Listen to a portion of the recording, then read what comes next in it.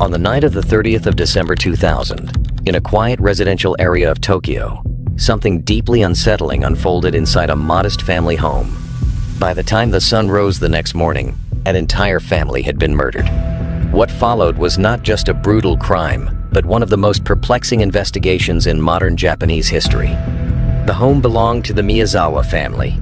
Takashi Miyazawa, his wife Yasuko, and their two young children, Niina and Rei, lived in the Setagaya district, a suburban neighborhood known for its calm atmosphere.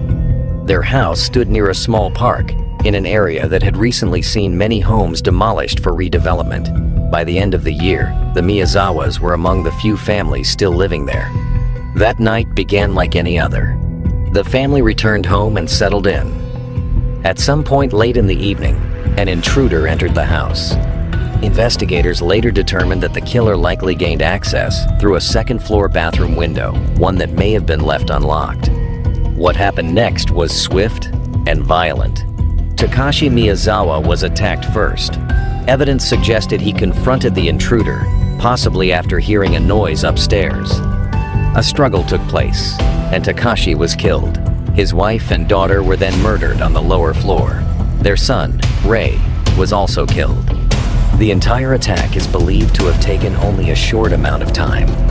But what makes this case particularly disturbing is what happened after the murders. The killer did not flee. Instead, he remained inside the house for several hours. He used the family's computer, leaving behind digital traces of his activity.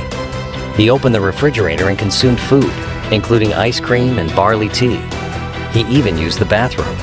At one point, he treated his own injuries likely sustained during the attack using items found inside the home. When investigators arrived the next day, they were confronted not only with a horrific crime scene, but with an unusual amount of forensic evidence.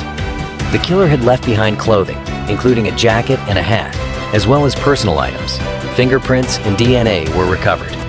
There were signs of movement throughout the house, as though the intruder had made himself comfortable after committing the murders.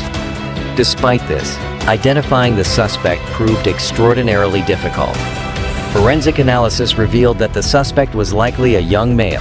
His DNA suggested a mixed heritage, possibly East Asian with some European ancestry. The clothing he left behind was traced to specific brands, some sold only in limited regions. Even the sand found in his belongings was analyzed, pointing investigators toward areas outside Japan. The level of detail was unprecedented. Thousands of potential leads were followed. The case drew national attention, and police conducted one of the largest investigations in Japanese history. Yet no arrest was made. Over the years, theories have emerged. Some suggest the killer may have been familiar with the area, possibly even observing the family beforehand. Others believe it may have been a random attack, though the behavior afterward suggests a level of calm that is difficult to explain. The house itself remained preserved for years, maintained by authorities as a potential source of future evidence. The victims' relatives have continued to seek answers, holding on to the hope that the case will one day be solved.